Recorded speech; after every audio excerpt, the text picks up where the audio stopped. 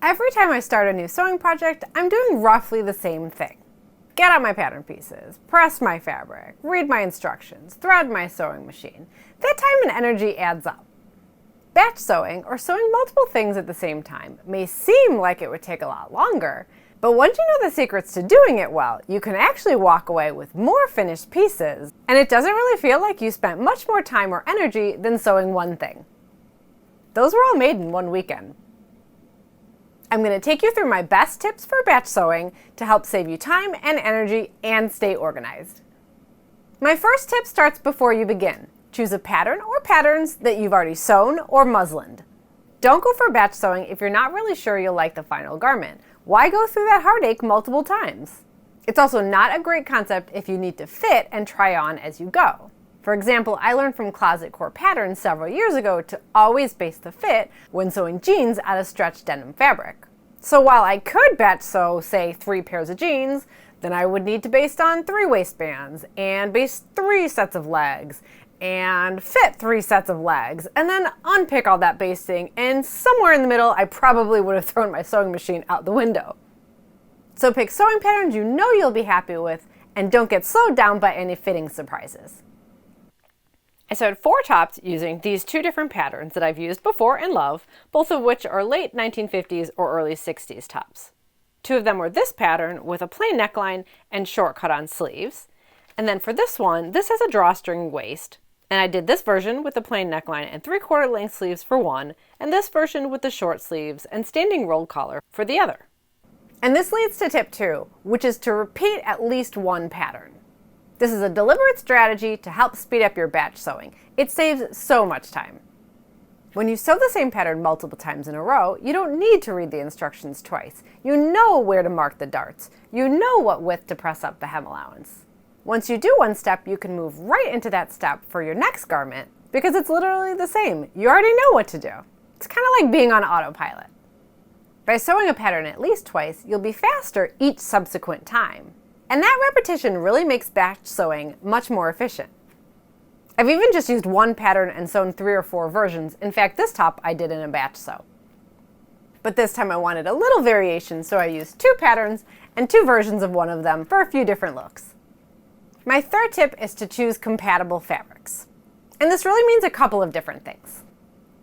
First, make sure that your fabrics are a similar color so that you can use the same thread, or go ahead and use a neutral thread color. You can't be swapping out thread colors constantly because that defeats the entire purpose of efficiency with batch sewing, because it would just eat up way too much time, not to mention be really annoying.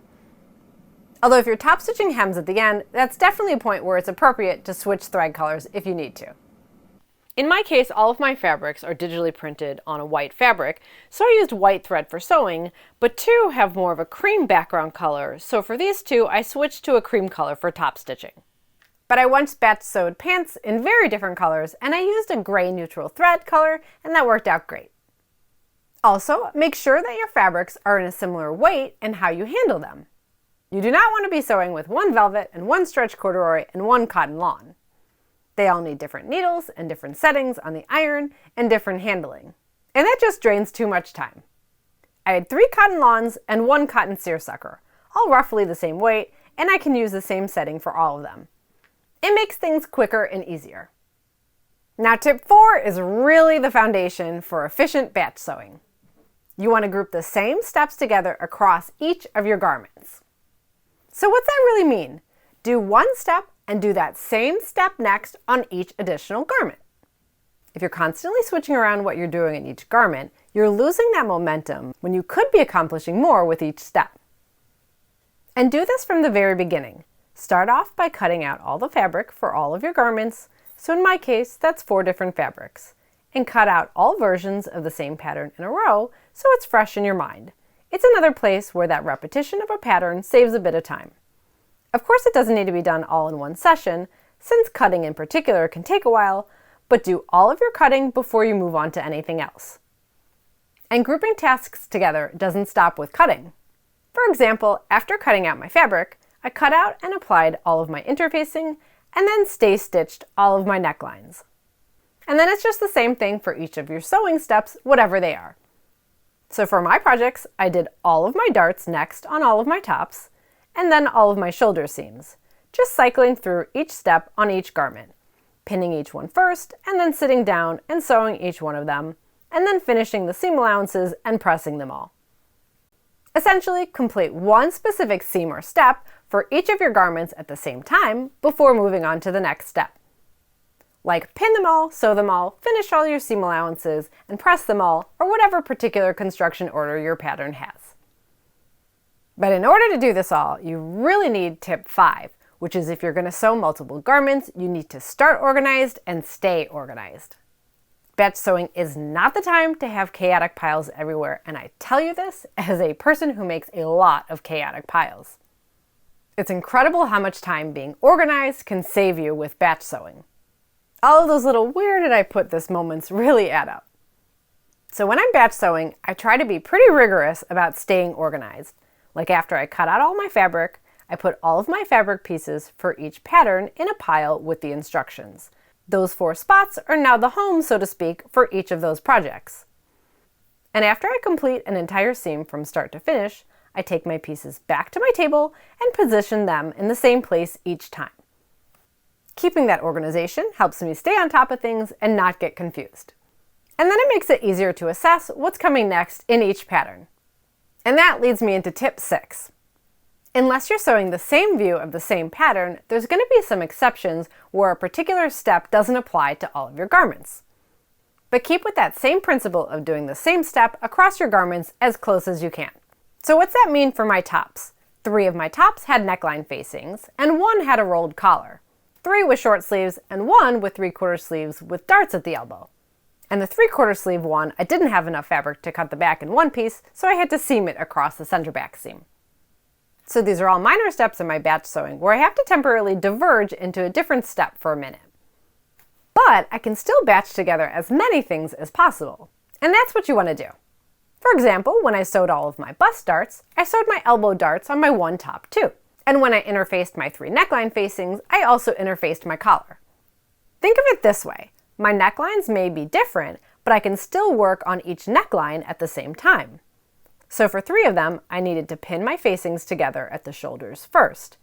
And at the same time, I pinned the 2 halves of my collar together. And the same deal, at the same time I pinned my facings to my necklines, I also pinned my collar to my other neckline.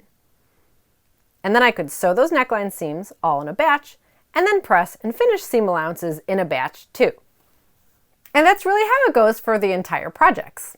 Stay organized and work on the same step across each garment as much as you can.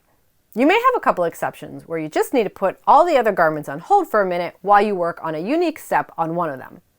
Like for my rolled collar, I needed to sew it shut from the inside by hand, so I stopped and did that, and then I was back to working on the entire batch again and moving on to the side seams.